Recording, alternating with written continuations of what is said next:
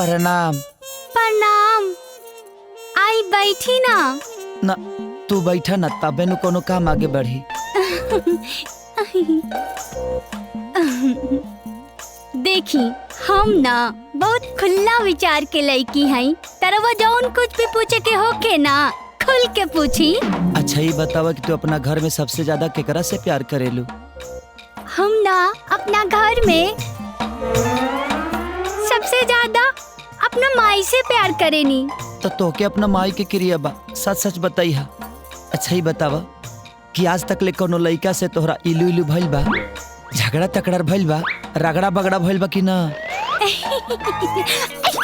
अब जब रउआ हमके हमार माई की क्रिया खिया ही देले बानी, तब तो हमरा के सब सच बताए के ही पड़ी। हाँ। पता बा जब हम 5वीं क्लास में रहनी तो उहे क्लास के एगो लड़का हाँ। हमरा के पहली बेर आँख मरले रहे। हाँ। और का? और जब हम 7वीं क्लास में रहनी तो उहे लड़का हमरा के पहली बेर हमार नरम नरम कलैया मरोड़ले रहे। और कौन चीज? और जब हम 9वीं क्लास में रहनी हाँ। तो उहे लड़का पहली बेर हमरा के चुम्मा ले रहे। और उहे लड़का पहली बेर 10वीं क्लास में। अब काहे ना कि रउआ से हमार बियाह होता त रउआ से कुछ छुपावे के ना नु चाहे, यही से हम सब साथ साथ बता देनी। रउआ के इजाजत होके त हम अपन प्यारा चेहरा रउआ के दिखा देती।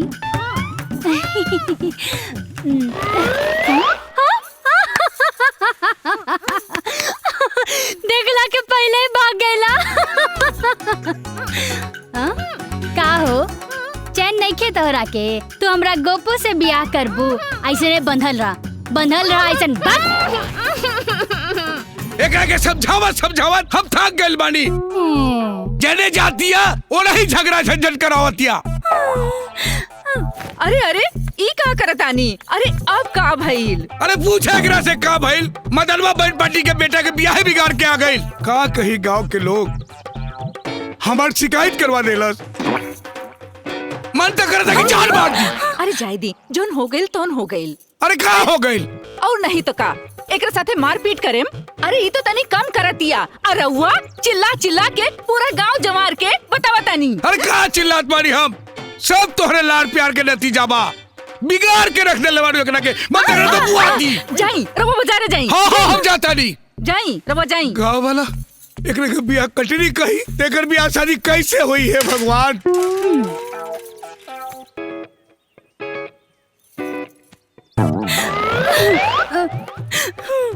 तू मत रोवा, तोरा खातिर खाना बनावा तानी। ठीक बा, जल्दी से आवा। हाँ?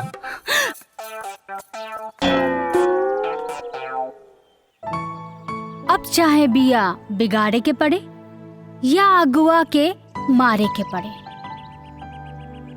बाकी गोपू तो हमार हवे और हमरे ही रहियन। हाँ मम्मी। बुद्धि भ्रष्ट हो गइल बैकवर। इतना अच्छा लड़की के ठुकरा धलोस। अरे बाबूजी के करा के समझावतानी, इनके समझ में आई तब लड़के सदिये नहीं के करे के। अरे जंगा ते ओकरा से परीक्षा लेवे खातिर बोलले होबे, ओहो तोरा से परीक्षा लेवे खातिर वहिंगा बोल देले होके। हाँ, अरे तोहके ओसे कुछ और पूछे की चाहत रहल। अरे का पूछी? एकरा बियाह करे के मन होके तब नु पूछी। बाबूजी जब ओकरा से पूछनी त उ कहते कि एगो 5वां में लड़का हमरा के आंख मारलास, 7वां में ओकर हाथ पकड़लास, आ 9वां में चुम्मा लेलास, 10वां में घवड़ा पूछी। जाम कर ले मुंह में दही।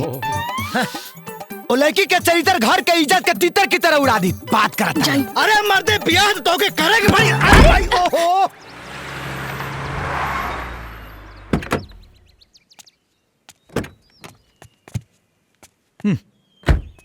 देखा बड़ा मुश्किल से बियाह से टोले बनी, कोनो गलती मत करियो। हाँ तो जब जिंदगी में ठन बन के रहे खो तो गलती करी। ए जीजा, ए महाराज, उल्टा सीधा मत बोला हमरा दोस्त के। अरे प्रणाम। नमस्ते। अच्छा। प्रणाम। नमस्ते। दामाद जी ते लाखों में एक बाड़न। समझी जी हमनी के राउर बेटा एकदम पसंद आ गेल बाड़ा। बोली कहिया के दिन रखल जाओ। इतनी जल्दी शादी के बाद यही हो जाए? अरे तनी बैठ बैठ कुछ बतिया। आई बैठी बैठी, हाँ बैठी बैठी बैठी, आई समधी जी बैठी बैठी बैठी। सब तो रउए लोगन के हो।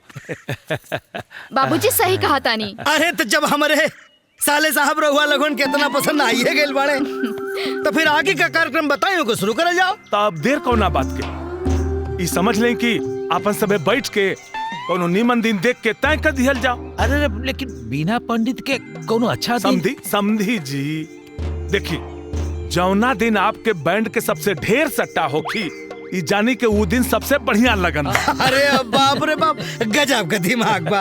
हाँ तो बाबूजी तारीख तहरी बहिनी के बिना देखले रिश्ता फाइनल अरे करत अरे बबुआ जी घबरात काहे बानी? हाँ। हमार छोटकी बहन बहुत ही सुंदर और सुशील बिया। अच्छा। आई, रउआ के भेंट कराओ तनी। आई चली चली आई जाई बाबू जाई जाई। आई आई। तू कहाँ हुरियान जाता वा? समधी जी जी बोले। अब तो हमार बेटी राउर पतो है ना होखी। हाँ, बिल्कुल, बिल्कुल। तो बबुआ जी के देख ले अरे रुपाई होए वाला तार पति बाड़न, अच्छा से बतियाला।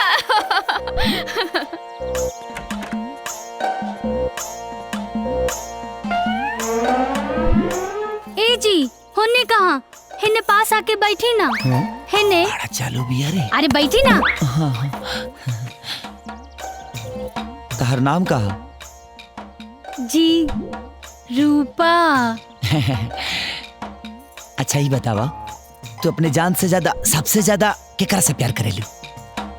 अपन माई से। ना ना ना ना ना, अपन बाबूजी से। अच्छा। ना ना ना ना ना, अपन माई बाबू दोनों से। तो तोहरा दोनों जाने के क्रिया। ई बतावा कि तू केहू से इलू इलू कैले बाड़ू की ना? कैले वानी ना, बचपने से। मतलब अपन माई बाबू दोनों से इलू इलू।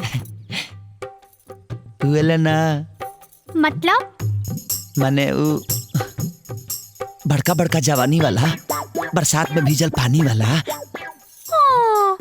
रवा भी ढेर बतियावेनी।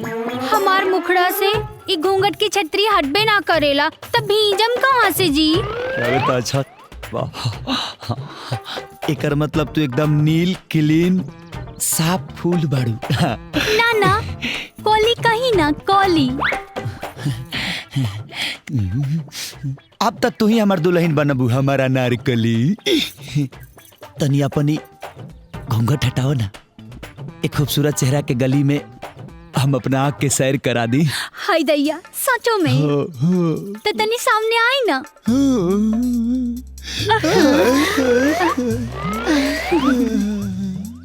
तनी और नजदीक आई ना।